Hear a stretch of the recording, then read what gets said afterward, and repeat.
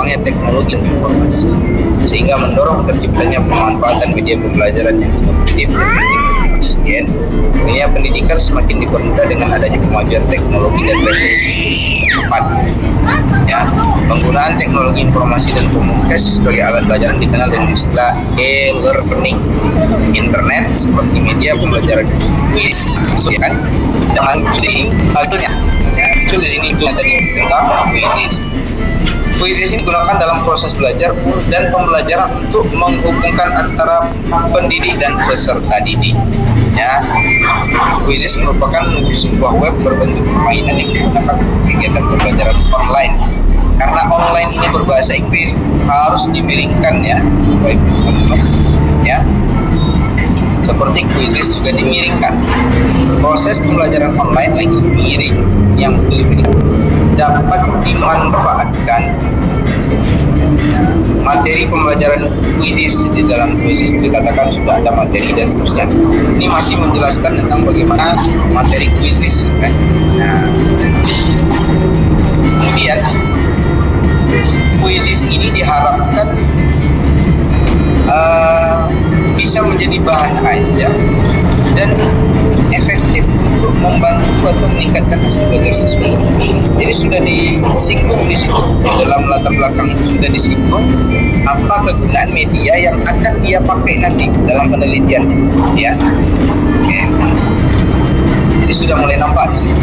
Sampai di sini dia sebutkan pada observasi awal yang dilakukan di 9 kan pada kelas 5 yang berjumlah 33 peserta didik diperoleh data hasil belajar pada pembelajaran IPA semester ganjil peserta didik.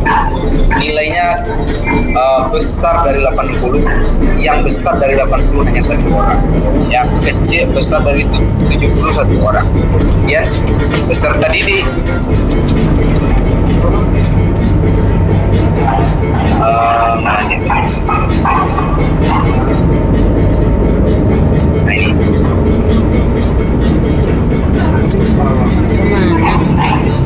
memperoleh nilai 70 adalah 3. Nah, peserta didik yang kurang dari 70 banyak, artinya banyak yang tidak tugas KKM. Ini namanya data pra penelitian atau data survei. Jadi Bapak Ibu kawan-kawan semua menampilkan data survei di lokasi penelitian juga dalam proposal kita di bab 1 itu. Sebagai apa? Sebagai dasar bahwa masalah itu betul-betul ada, bukan sekedar asumsi. Nah, cuman kurangnya di sini tidak ada footnote-nya, mesti di sini dibuat footnote. Ada footnote. Ya. Footnote yang keterangannya tentang siapa yang disurvei, kapan waktunya dilakukan survei itu, harus tertulis di bawah, sehingga data ini bisa dipertanggungjawabkan nanti di bawah ketika seminar, ketika ujian di bawah, bahwa data ini betul-betul ada, bukan data ngarang. Makanya kemarin kan saya suruh Bapak Ibu survei ke sekolah mencari permasalahan. Nah, itu harus disimpan data itu, kemudian dimasukkan ke sini kesimpulan dari hasil survei. Kemudian nanti ketika kita seminar, nanti kita tunjukkan ini datanya ada Pak. Nah, kemarin yang ujian proposal kemarin, nah itu ditanya tentang data ini, banyak yang tidak punya, bahkan tidak satu pun yang punya data ini. Akhirnya kan rendah nilainya, ya. Jadi data pra survei atau pra penelitian ini nanti silakan disimpan, ya. Kalau sudah di ACC judulnya, simpan data itu, jangan hilang, sebagai dasar kan nanti kepada ini datanya ada, dokumentasinya ada, ya. Kemudian dijelaskan data tadi, ya. Di sini dijelaskan, dilihat dari data hasil belajar di atas, rata-rata nilai siswa telah mencapai KKM, ya. KKM untuk pelajaran IPA 70. Oh, 70. Belum mencapai, ya. Pasti di sini belum mencapai karena 28 orang itu nggak tuntas, di bawah kecil dari 70. Berarti di sini yang betul itu belum mencapai, bukan telah mencapai. Berarti kan rata-rata nilai siswanya belum mencapai KKM, karena 28 orang dari 30 sekian belum KKM, atau kecil dari 70, ya. adalah yang diperhatikan ya ketika kita menginterpretasi data ya. Oke. Kemudian setelah data itu kita jelaskan juga berikutnya, karena kita ingin mengaitkan antara kuisis ini dengan hasil belajar, maka kita jelaskan berikut, ada penjelasan atau ada narasi berikutnya. Di sini ditulis oleh penulis proposal ini. Kemampuan guru dalam mengelola pembelajaran sangat mempengaruhi keberhasilan IPA. Selain menguasai materi, seorang pendidik harus mampu menggunakan model, media, dan metode pembelajaran.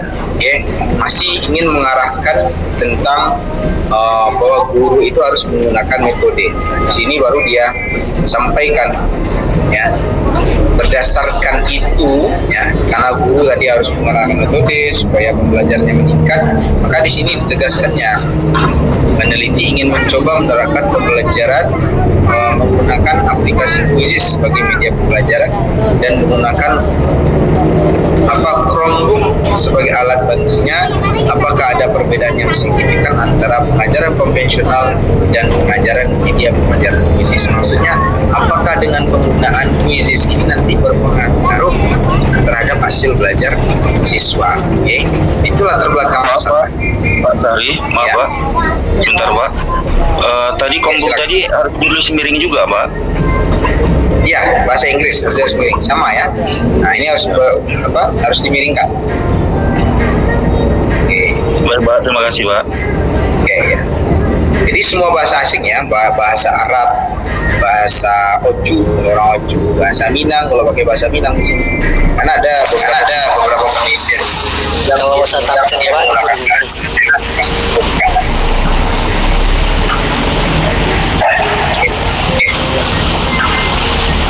Selesai karena dia sudah menyatakan fokusnya bahwa dia ingin meneliti kuisis ya dan dampaknya terhadap hasil belajar.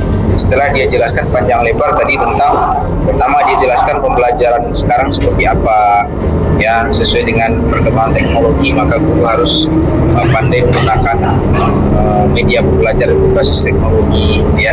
Nah, di antara media pembelajaran itu ada namanya kuisis ya. Nah, kuisis itu keunggulannya apa saja ya, sehingga bisa untuk meningkatkan hasil pembelajaran.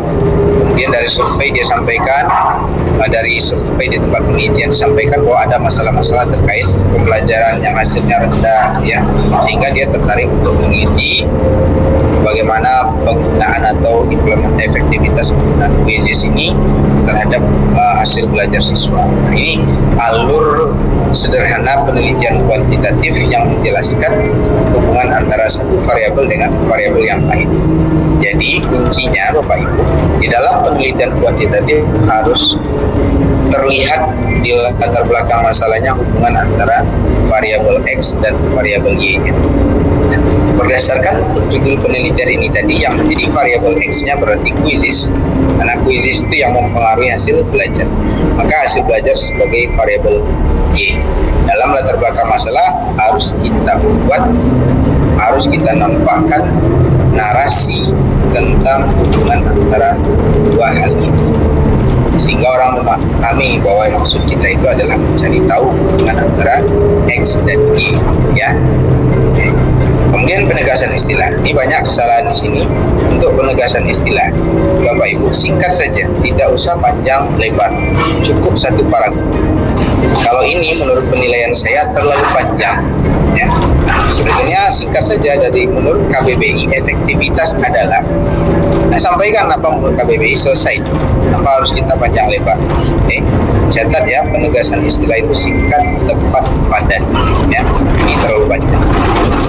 Kemudian media pembelajaran juga ditulis singkat, padat, tepat. Media pembelajaran adalah, maka dia cukup sampai di sini saja sebetulnya sudah cukup untuk penegasan istilah ya, tanpa harus ada keterangan di bawahnya.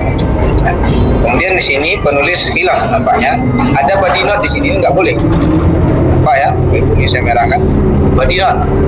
Ini nggak boleh. Kita pakai mazhab footnote atau Turobian.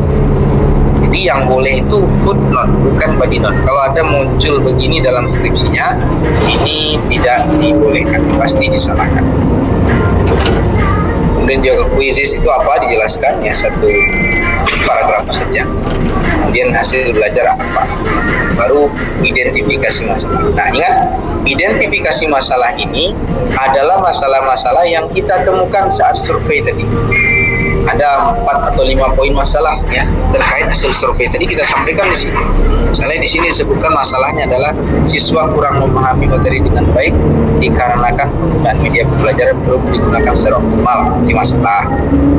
Ya, jadi yang masalah itu adalah yang seperti ini. Ya, bukan pernyataan. Ya, ada sebagian mahasiswa menulis pernyataan.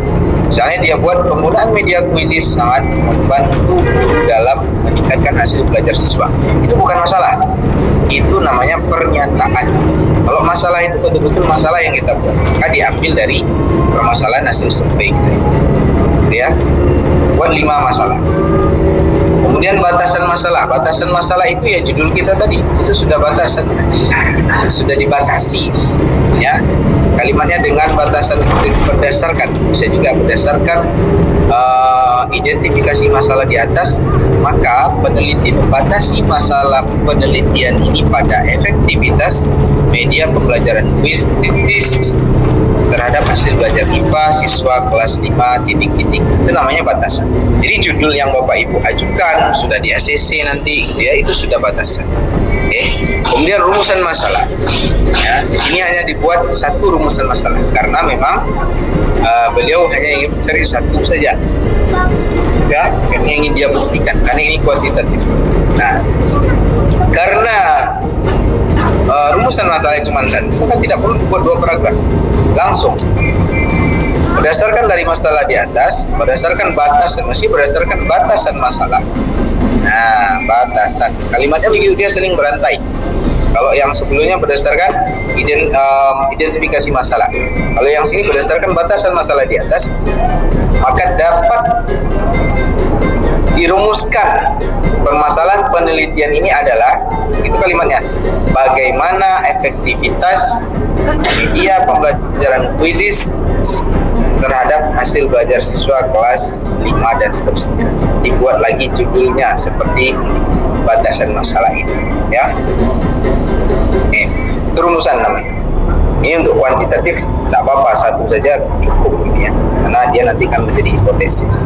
Nah, tujuannya berarti sesuai. Ini juga tujuan karena dia hanya narasi satu kalimat saja, maka digabung saja dia. Ya, bahasanya begini, berdasarkan rumusan masalah di atas, maka tujuan penelitian ini adalah untuk, nah gitu ya bahasanya, untuk mengetahui ya, atau untuk menjelaskan boleh juga, atau untuk mendeskripsikan boleh juga ya, apakah kan ada perbedaan. Nah, ini salah ya, ini nih kalimat tujuannya harus disamakan dengan kalimat rumusan.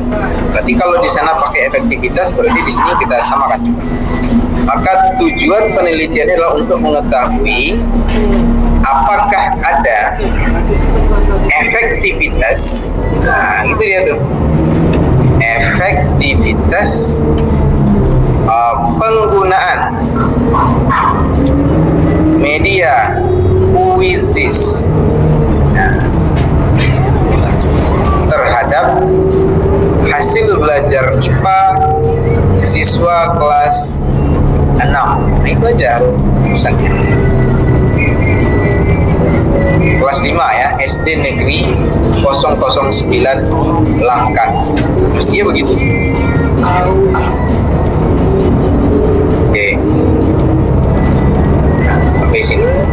Jadi kalimat penegasan apa tadi, batasan masalah dengan rumusan masalah, kemudian tujuan kalimatnya sejalan ya, karena kalau kita rubah nanti maknanya akan berbeda. Jadi buat sejalan aja nggak apa-apa.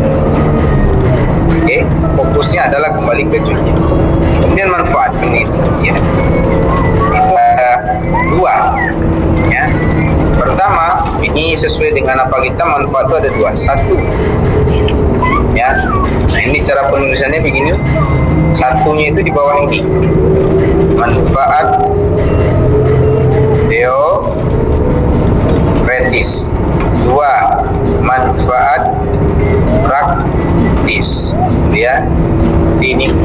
pemborosan. Nah, dua. Kemudian kita tulis manfaat praktisnya apa buat sini. A. A-nya harus di sini.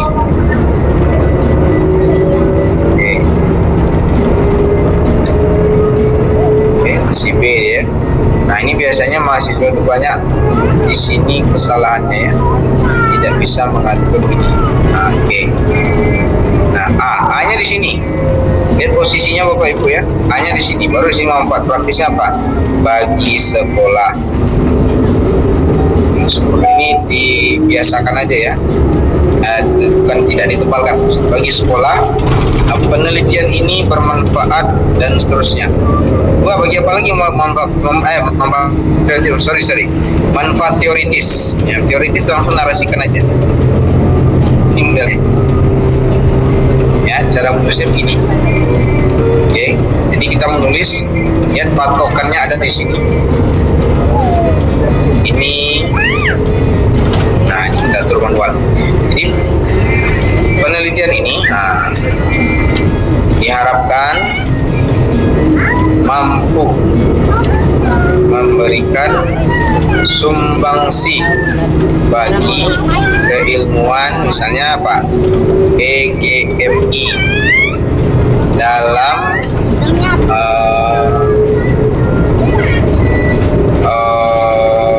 inovasi dalam inovasi penggunaan media pembelajaran, khususnya media kuisis misalnya ya.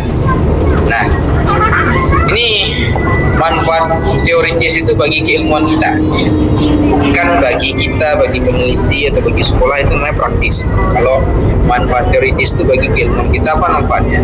Menambah khazanah keilmuan dan seterusnya. Apa manfaatnya kira-kira penelitian kita untuk keilmuan kita? Lihat posisi tulisannya Bapak Ibu ya. Nah, dia semakin ke kanan, jadi tetap di bawah subbab ini kita tidak boleh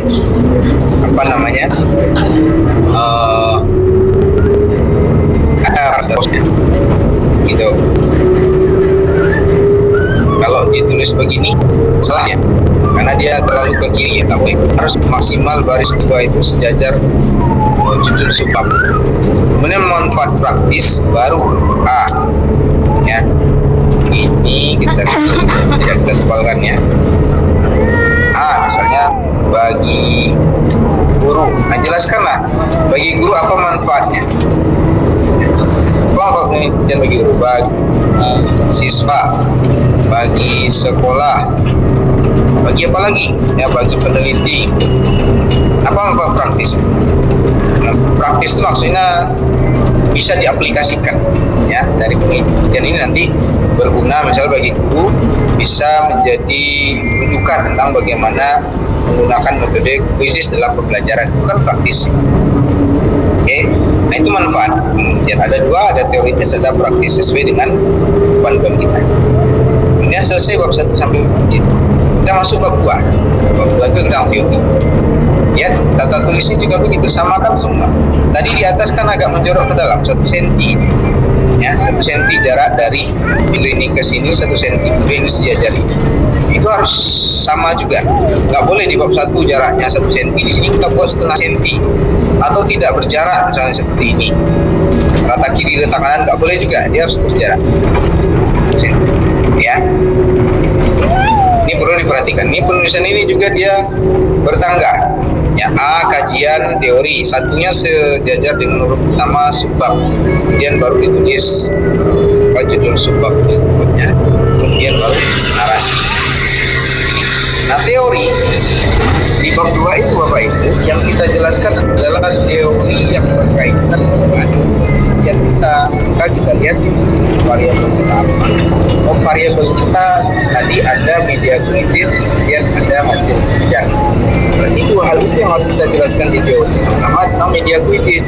Boleh kita di sini buat dulu pengertian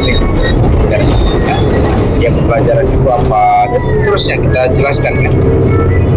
Karena kita mau menuju kuisis itu, jadi kita jelaskan dulu media nggak apa-apa. kemudian baru masuk ke media quizzes itu apa gitu ya, dan seterusnya ya. Ini pola ini harus difahami ya, karena ada juga yang membuat teori itu tidak tidak sistematis ya, tidak urut, tidak bagus susunannya. Ini juga nanti bisa menjadi salah satu kekurangan dalam proposal. Ini juga begitu ya. Nah, sampai dijelaskan quizzes itu apa, hasil belajar itu apa, kan? Tadi dia menjelaskan tentang media pembelajaran, kemudian pembelajaran IPA itu apa, kemudian media quizzes apa, kemudian dia masuk hasil belajar. Karena hasil belajar itu variabel Y-nya dijelaskan. Terus teori ini Bapak Ibu mudahnya diambil dari buku atau jurnal. Kita hanya mengambil saja, kita tidak terlalu banyak berpikir sebetulnya di sini. Hanya mencari comot dari jurnal ini, jurnal itu ya, selama sesuai dengan variabel kita. Kemudian di akhir teori nanti ada namanya penelitian relevan. Ada penelitian relevan ya. Penelitian relevan berarti karena tadi tentang quizzes, maka penelitian relevan yang kita tampilkan adalah penelitian tentang quizzes yang pernah dilakukan orang ya, sehingga relevan dengan penelitian kita. Tujuannya apa penelitian relevan ini? Untuk mencari tahu apa keaslian penelitian kita, apa bedanya dengan penelitian sebelumnya. Ini di semua metode ada penelitian relevan, baik di kuanti, kuali maupun PTK. Itu baru kita jelaskan. Setelah kita review penelitian relevan dari orang lain, baru kita jelaskan dan kita dengan mereka. Kemudian baru kerangka berpikir ya. Kerangka berpikir kita jelaskan tentang konsep kita ya, hubungan antara quizzes dengan hasil belajar seperti apa. Di sini dibuat kerangka berpikirnya seperti ini. Ada proses pembelajaran IPAS, kemudian dia menggunakan kelas kontrol ya, karena dia tadi eksperimen dengan pembelajaran yang konvensional. Artinya di sini di kelas ini tidak ada dikasih media quizzes, dan ada kelas eksperimen yang dikasih quizzes ya. Dua-duanya berjalan begitu saja ya. Yang satu dikasih intervensi atau tindakan atau uji coba, yang satu tidak dikasih uji coba, dia dilihat hasil belajar. Ini kerangka berpikir yang dibuat ya. Nanti kerangka berpikir itu disertai dengan bagan ini ya, untuk alur berpikir. Baru muncul hipotesis. Hipotesis itu kalau dalam kuanti adalah dugaan sementara. Di sini ada H0, hipotesis 0-nya, ada HA, hipotesis yang menyatakan adanya hubungan. Ya, apa hipotesisnya di sini? Ada dua hipotesis, dibuat terdapat pengaruh atau tidak terdapat pengaruh. Ya, atau bisa juga efektif atau tidak efektif penggunaan media quizzes terhadap hasil belajar. Nah, selesai bab 2-nya. Ya, kuncinya bab 2 itu hanya teori dari masuk bab 3 tentang metode. Yang kita jelaskan jenis penelitian kita apa. Ya, jenis penelitiannya eksperimen, kuantitatif eksperimen. Variabel bebasnya ya, variabel terikannya apa dijelaskan di sini ya. Apa yang diteliti objek penelitian di sini ada dibuatkan model penelitiannya ya. Ada kelompok, karena ini eksperimen harus dijelaskan. Tapi kalau kuantitatif biasa tidak perlu dijelaskan karena tidak ada tindakan ya. Kemudian baru populasi sampel dijelaskan. Populasinya siapa? Oh, sekolah itu kelas sekian. Berapa semuanya? Dan berapa orang yang akan diteliti, sampelnya berapa? Nah, dijelaskan ada datanya di sini di bab 3. Kemudian tempatnya di mana dijelaskan. Tempatnya di SD.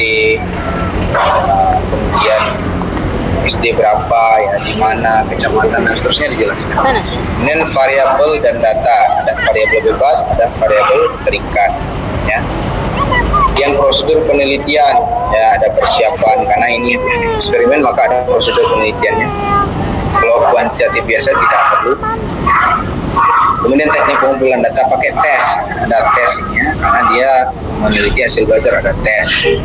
Kemudian ada dokumentasi. Nah, kemudian ada uji instrumen, ada uji pakai tes. Kemudian uji validitas juga pakai soal pakai rumus ya. Ini kalau kuanti kan dengan rumus-rumus. Ini ciri-ciri kuanti. Uji reliabilitas juga pakai rumusnya dan seterusnya. Nah, ada rumus-rumusnya, ada kategorinya. Kemudian analisis data juga di sini dijelaskan pakai uji Shapiro ya. Kemudian ada rumusnya ya, ada kriterianya, uji homogenitasnya juga, uji hipotesis juga. Di sini menggunakan SPSS versi 25.0 ya, jadi memang kuanti itu kentara dengan SPSS ya. Nah, inilah Bapak Ibu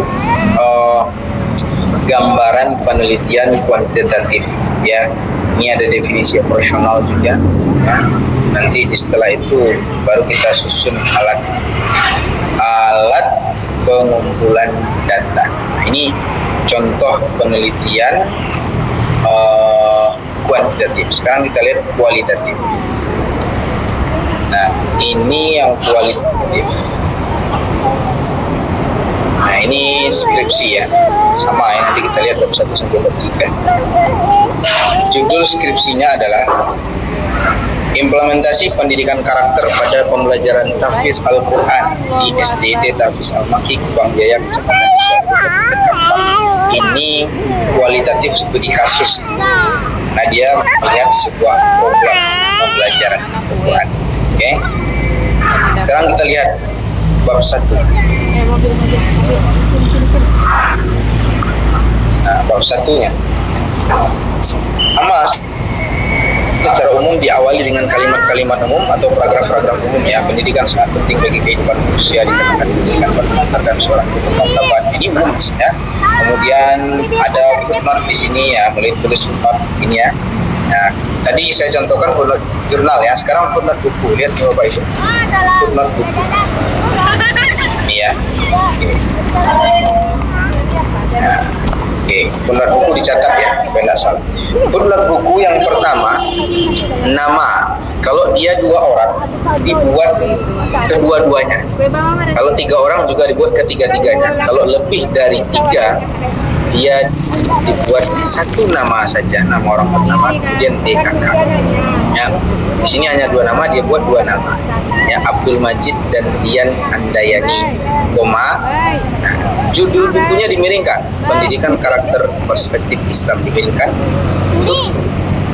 Di koma lagi, kemudian buka turun, kota terbit Bandung, titik 2, nama penerbitnya PT Remaja Rosda Karya, koma, tahun 2011, tutup kurung, koma, HLM 2. Nah, ini penulisan buku yang benar ya, footnote buku yang benar ya.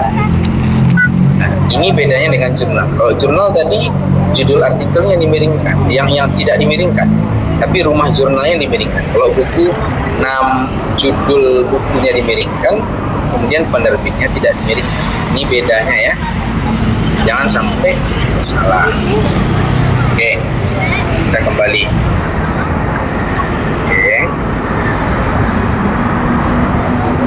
Oke, tadi dia mulai dengan kalimat-kalimat umum. Sama, ini ada undang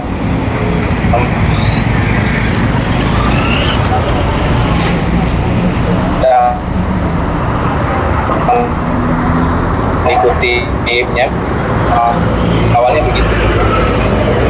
Kemudian mengerucut pendidikan pada etos ya, masih kemudian juga ini masih masuk ke Quran. Tadi pendidikan aja dia bilang, sekarang mulai masuk ke Quran.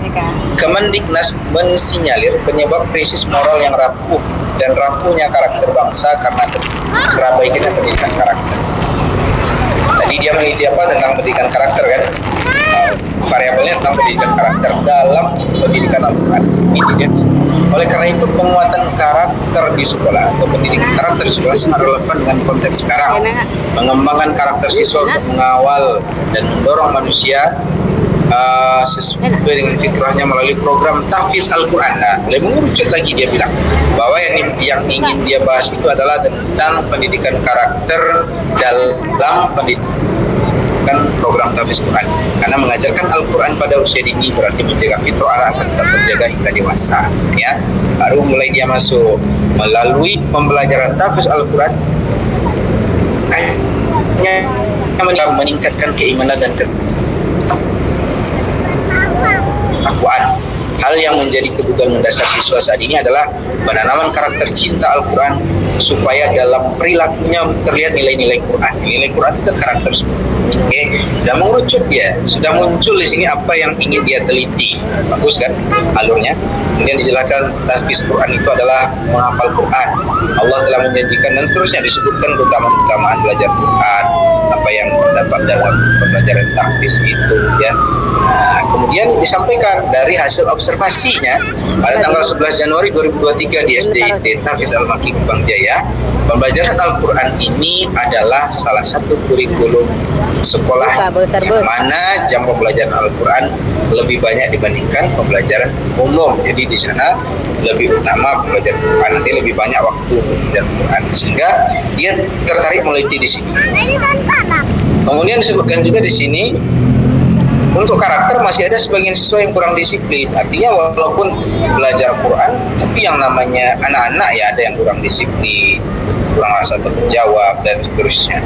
Nah, pembelajaran tahfiz sebagai program wajib yang diharapkan mampu meningkatkan karakter tadi sesuai dengan visi misi SDIT-nya, mencetak generasi Quran dan seterusnya. Ya, jadi ada beberapa masalah muncul di sini yang tidak selaras dengan tujuan sekolah. Melihat latar belakang itu, peneliti ini tertarik untuk meneliti bagaimana implementasi pendidikan karakter pada pembelajaran tahfiz Al-Quran di SDIT Tahfiz Al-Makki. Nah, ini alurnya hampir sama dengan yang tadi. Kalau yang tadi dalam kuanti dia membuat alur dengan menunjukkan hubungan dua variabel tadi. Kalau dalam kualitatif, alurnya adalah semakin mengerucut pada satu variabel saja yang ingin dia teliti. Nampak itu perbedaan di sini, tidak ada kata-kata pengaruh ada hubungan antara variabel ini dan variabel tidak ada, tapi hanya ingin mencari tahu bahwa ada sebuah fenomena yang terdapat dalam sebuah sistem di sini adalah tahfiz Al-Quran yang di dalamnya ada pendidikan karakter. Nah, dia ingin mencari tahu dalam program Quran itu bagaimana guru atau sekolah atau menginternalisasikan atau mengimplementasikan pendidikan karakter ini. Ya, misalnya ketika belajar Quran, guru ada nggak mengajarkan tentang adab-adab kepada Allah, adab kepada Rasul, adab kepada orang tua? Karena Quran kan kandungannya tentang itu semua. Adab kepada tetangga, kepada teman, dan terus adab terhadap diri sendiri. Misalkan ada nggak guru mengajarkan? Nah, dia ingin mencari itu, sehingga apa yang menjadi masalah tadi itu bisa terselesaikan. Jadi dia cari nanti solusinya. Nah, itu arah penelitian yang ingin dilakukan oleh peneliti. Ini buang-buang. Ini penegasan istilahnya. Nah, singkat. Nah, ini udah singkat. Nggak panjang-panjang lagi. Nah, langsung singkat, padat, dan tepat. Kemudian identifikasi masalah. Ini banyak kasus-kasus kejahatan terjadi bahkan di SD. Siswa di SD mengalami penurunan moral karena tingginya pengaruh bunga. Siswa mengalami banyak perubahan karakter karena pengaruh handphone. Ini harus miring ya, handphone. Ya, bahasa Inggris. Kemudian orang tua belum soal anak sehingga karakternya tidak terbentuk dengan baik. Siswa belum memiliki rasa cinta terhadap Quran. Siswa mengalami penurunan nilai budi pekerti. Kan? Ini masalah-masalah yang muncul atau dia temukan di lapangan. Kemudian dia batasi masalahnya berdasarkan batasan masalahnya. Lihat sama dengan judul ya. Judul sudah dibatasi. Kemudian rumusan masalah, dia ada 3 rumusan masalah. Jadi dalam kuantitatif boleh kita buat rumusan masalah lebih dari 1 sesuai dengan apa nanti yang ingin kita cari tahu dan apa yang ingin kita bahas. Kemudian di sini dia ingin cari tahu pertama bagaimana implementasi pendidikan karakter di SD ini melalui pembelajaran tahfiz Al-Quran. Yang kedua, apa saja kendala yang ingin dia cari tahu. Ketiga, bagaimana solusi. 3 hal inilah nanti yang ingin dia cari tahu dan jelaskan dalam penelitian untuk dijawab di tempat. Jadi yang ini, yang 3 ini Bapak Ibu kawan-kawan semua, ini yang nanti dibahas dan dijawab di bab 4. Kalau 3 rumusan masalah berarti 3 poin atau 3 subbab dalam bab 4 nanti yang akan kita bahas untuk kita jawab. Tujuannya juga, kalau tujuannya 3 kalau rumusannya 3 maka tujuannya juga 3 ya. Tujuannya 3 juga, A, B, C sesuai dengan rumusan. Kemudian manfaat tadi seperti saya bilang ada manfaat praktis, manfaat kritis ya. Oke. Kemudian bab 2 sama isinya. Nanti di sini kalau dia ingin mencari tahu implementasi pendidikan karakter dalam pembelajaran tahfiz Quran, maka teori implementasi itu apa. Kemudian dijelaskan implementasi apa, dicari pendapat-pendapat. Kemudian pendidikan karakter itu apa? Ya. Kemudian dia ada ayat dikutip. Ini juga penting Bapak Ibu dicatat ya. Dalam mengutip ayat, pertama ayat yang dipakai atau font yang dipakai, jenis huruf yang dipakai adalah tradisional Arabic ya. Jadi silakan install di Microsoft-nya, di Word-nya itu run in Word ya. Nanti kita bisa setting di situ jenis huruf yang dipakai adalah tradisional Arabic atau bisa juga Arabic Terapasting, besarnya 16 atau 18 putih. Kemudian artinya penulisannya begini Bapak Ibu. Artinya, kemudian di sini baru tulis artinya, 1 spasi. Tidak ke kiri dia. Di bawah ini nggak ada kos. Ini kan artinya yang betul. Ya. Oke. Kemudian di sini masih teori ya, nilai-nilai karakter, baru masuk ke karakter. Jadi memang di bab 2 ini kita menjelaskan teori berdasarkan variabel yang ada di judul kita, gitu ya. Kemudian pembelajaran tahfiz, urut dia jelaskan pembelajaran tahfiz. Kemudian di bagian nilai-nilai yang ada dalam tahfiz dan seterusnya ya. Nah, baru ada penelitian relevan bagian B dari, kalau tadi itu kerangka teorinya, sekarang penelitian relevan, penelitian yang pernah ada yang mirip dengan penelitiannya. Ini wajib ada dalam proposal Bapak Ibu di bab 2 bagian B. Ini penelitian Najumuddin Muhaini Muhammad Ahyar Rashidi tahun 2021 meneliti tentang implementasi pendidikan karakter melalui program Tahfizul Quran di SD IT Imam Asy-Syafi'i. Ya. Nah, di sini disampaikan. Ya, di sini ada penelitian, berapa penelitian? Ada 3 penelitian yang dia sampaikan. Kemudian dari dia jelaskan di sini dalam penelitian relevan dari ketiga penelitian yang bukan mengenai implementasi pendidikan karakter di atas, ada beberapa perbedaan serta persamaan antara penelitian ini, mestinya begitu kalimat, bukan dengan yang penulis teliti ya, karena kita sebagai peneliti bukan sebagai penulis. Dengan penelitian ini itu saja perbedaannya, itu objek dan tempat yang berbeda, sedangkan persamaannya yaitu variabel yang diteliti berupa implementasi pendidikan Al-Quran. Jadi dijelaskan apa bedanya, apa persamaannya. Baru konsep operasional. Nah, ini khas dalam penelitian kualitatif Bapak Ibu. Kalau dalam penelitian kuantitatif namanya definisi operasional. Kalau dalam penelitian kualitatif namanya konsep operasional. Konsep operasional ini kita ambil dari aspek teori atau aspek dari variabel penelitian kita. Nah, di sini dia mengambil tentang pendidikan karakter. Jadi aspek-aspek dari pendidikan karakter. Ada beberapa aspek pendidikan karakter melalui Al-Quran. Ada aspek keteladanan, aspek pembiasaan, motivasi, penghargaan dan hukuman, ya. Nah, 4 aspek yang dia masukkan. Dan ini yang ingin dia cari tahu. Bagaimana nanti guru itu mampu memberikan keteladanan kepada siswa, bagaimana caranya, ya. Itu yang ingin dia cari tahu. Kemudian juga bagaimana pembiasaan yang dilakukan sekolah supaya anak terbiasa punya karakter yang bagus. Kemudian bagaimana sekolah memotivasi, bagaimana sekolah memberikan penghargaan dan menghukum bagi yang melanggar. Ini yang ingin dia cari tahu nanti untuk menggali data di lapangan terkait implementasi pendidikan karakter dalam program Al-Quran. Jadi implementasinya itu dilihat dari bagaimana keteladanan guru, bagaimana pembiasaannya, bagaimana motivasi, bagaimana penghargaan dan hukuman yang dilakukan kepada siswa. Ini berkaitan dengan penelitian kualitatif. Metodenya juga begitu.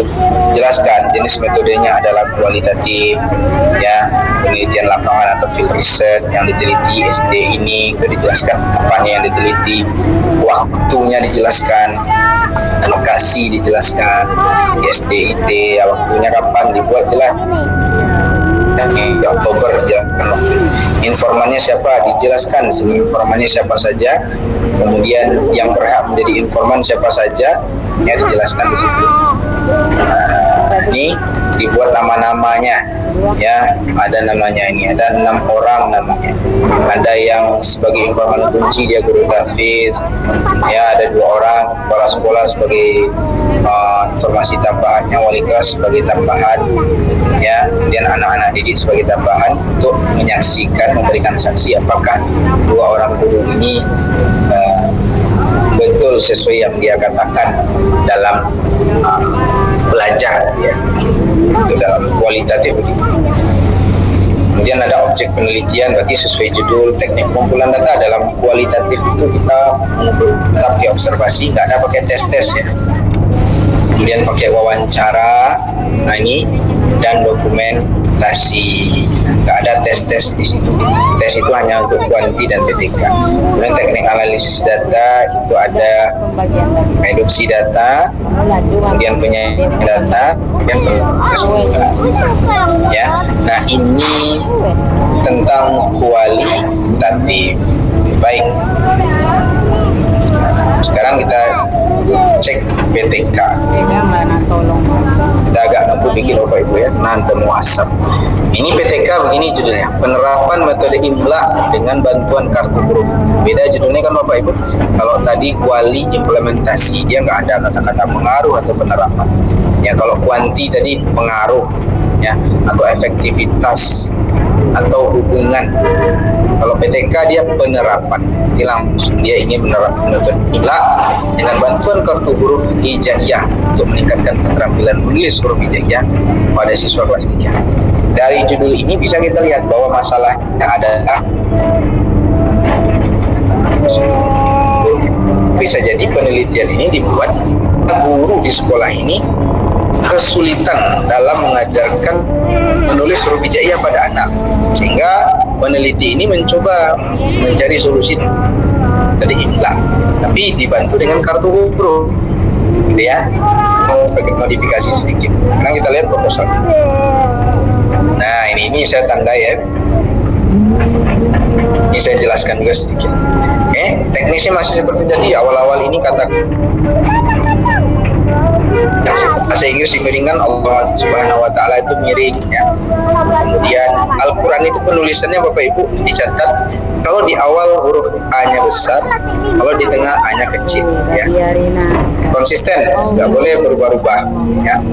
Kemudian kalau mengutip ayat Quran, nah ini penulisan arti tadi sudah saya bilang, ya, jenis huruf sudah saya bilang.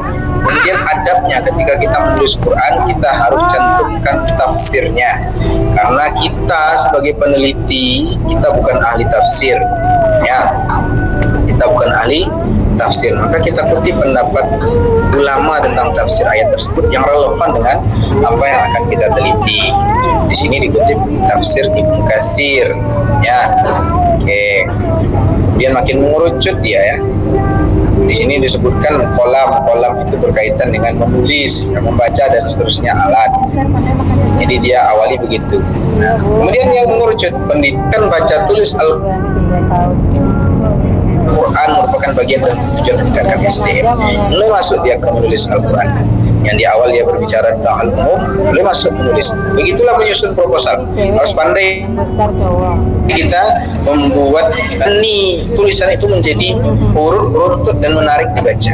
Ya, dalam Quran, dalam hal mengajarkan bukan hanya sekedar membaca, tapi juga menulis. Kan sudah mulai mengerucut ya, kan? Nanti dia ingin sampaikan di sini tentang masalah menulis itu. Dia singgung di atas ini bahwa di MI itu ada mata pelajaran tentang menulis membaca Quran, kan? Ini salah satu yang terpenting untuk mendidik anak adalah dengan memberikannya pendidikan Quran sejak anak-anak, karena dia ingin menjadi anak MI kan di sini. Oke, kemudian mana dia hasil apanya? Ini masih tentang bagaimana pentingnya menulis Quran ya. Baru sih hasil observasi. Ya, jadi tetap ada hasil observasi tentang masalah di kelas itu.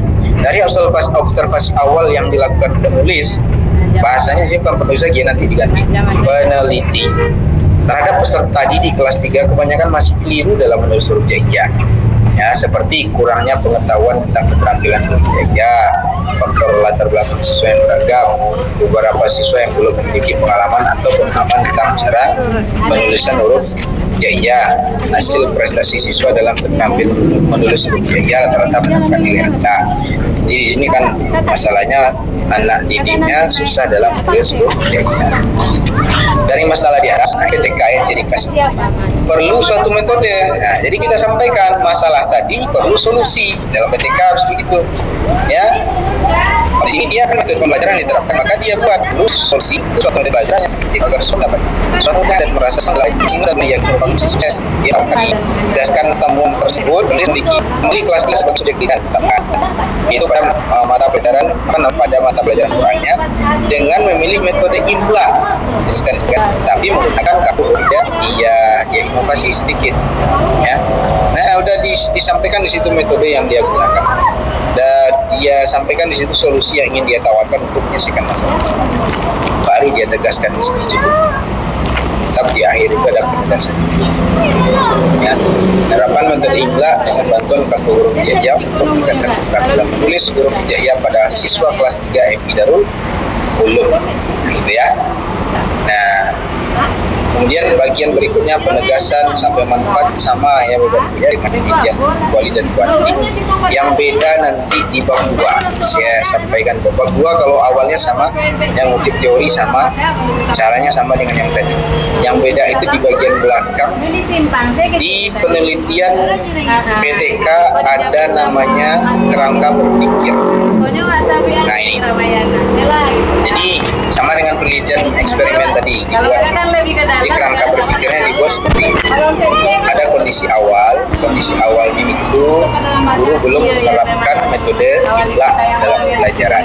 Kemudian ada muncul masalah di sini. Ya, guru tidak menerapkan, muncul masalah. Kemudian dia terapkan, ada tindakan. Kemudian guru pakai metode imla. Dia dilaksanakan siklus 1 dan 2 ya dengan metode imla. Kemudian ada dugaan dengan imla ini nanti akan meningkat hasil belajar. Itu namanya kerangka berpikir. Ya. Dan ada hipotesis tindakan. Kalau dalam kuanti hanya hipotesis saja. Dalam PTK ada hipotesis tindakan. Hipotesis tindakan itu ya kesimpulan sementara ada atau dengan penerapan metode imla dapat meningkatkan keterampilan menulis huruf hijaiyah. Sama dengan hipotesis kuantitatif bunyinya sama. Tapi yang dibuat adalah hipotesis A-nya, hipotesis ada pengaruh. Dan ada indikator keberhasilannya dalam PTK. Bagaimana guru melakukan, ada standarnya di situ juga, indikator kinerja guru. Kemudian ada indikator kinerja siswa, bagaimana siswa dan belajar buat standar sukses atau tidak, ada indikator. Kemudian indikator kinerja belajar itu maksudnya disebut berhasil nanti berapa nilai yang diinginkan dari siswa. Di sini minimal nilai 7. Jadi kalau nanti dari tindakan yang dilakukan siswa dapat nilai 75, ya yang sebelumnya mungkin kurang dari 75, maka disebut berhasil penelitiannya atau terbukti hipotesis. Nah, di bab 3 dijelaskan apa itu PTK, jenis penelitiannya PTK, dan seterusnya, tujuan PTK dan seterusnya dijelaskan di situ. Lokasinya di mana, subjek penelitiannya, kemudian ini penjelasan prosedur. Jadi dalam PTK ada prosedur penelitian. Nah, ini tentang siklus, isinya siklus. Ada pelaksanaan, perencanaan, pelaksanaan, pengamatan. Siklusnya seperti ini. Ya. Setelah direncanakan, dilaksanakan, kemudian diamati, siklus 1, dan siklus 2 direfleksi ya. Masuk siklus 2 juga begitu, perencanaan, pelaksanaan, pengamatan, refleksi. Jadi diulang-ulang, siklus itu berulang sama pengulangannya. Ya. Kemudian dijelaskan perencanaan itu apa, ya. Kemudian pelaksanaan itu apa, ya, apa yang akan dia lakukan, ya, apa yang akan dia laksanakan, bagaimana dia mengobservasi dijelaskan di sini. Kemudian bagaimana cara merefleksi dijelaskan di sini. Teknik pengumpulan data dia pakai observasi, pakai tes dan dokumentasi. Ya. Teknik analisis data kalau dalam PTK itu bisa pakai model kualitatif atau bisa pakai model rumus. Di sini dia pakai dua. Dia pakai rumus. Ya, rumus sederhana tentang mencari hasil belajar. Kira-kira seperti itu, Bapak Ibu. Ya, penelitian PTK ada indikator-indikator di sini. Baik, Bapak Ibu semuanya ya, waktunya sudah jam 3 ya. Ini. Oke.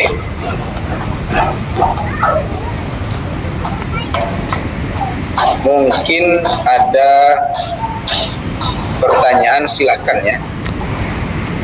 Saya serahkan ke Oke, terima kasih kepada Bapak materi kita yang ganteng telah menjelaskan 3 metode. Ini dari Bapak Ibu yang mau bertanya, silahkan sebelum kita kembalikan kepada materi kita. Atau mungkin saya dulu Pak yang bertanya sedikit. Jadi kalau saya Pak, metode saya kan library. Ya, jadi itu larinya kemana sih Pak? Ke pustaka mentok atau masih ada dari pengembangan kualitatif tadi? Kalau library library masuk kualitatif, tapi kualitatif kepustakaan ya. Kalau tadi contohnya kan yang lapangan ya, itu nanti penelitinya di buku. Oh, berarti saya nggak perlu lagi ke lapangan gitu Pak ya? Nggak perlu. Buku semua sumber data. Oke. Gimana Bapak Ibu yang lain masih ada bertanya tentang metode kuanti, kuali sama PTK? Karena mumpung pemateri kita masih santai-santai kan, pemateri ini kan orang yang luar biasa paham dalam metode yang 3 itu. Kalau kita lihat dari senyum pemateri kita kan, ini udah semua ini.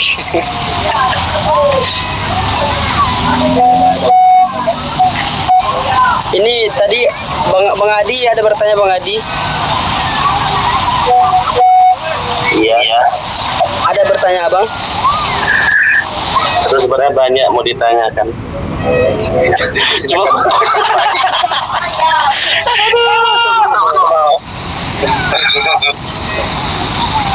boleh tanyakan aja Bang, mumpung pemateri kan masih siap menjawab.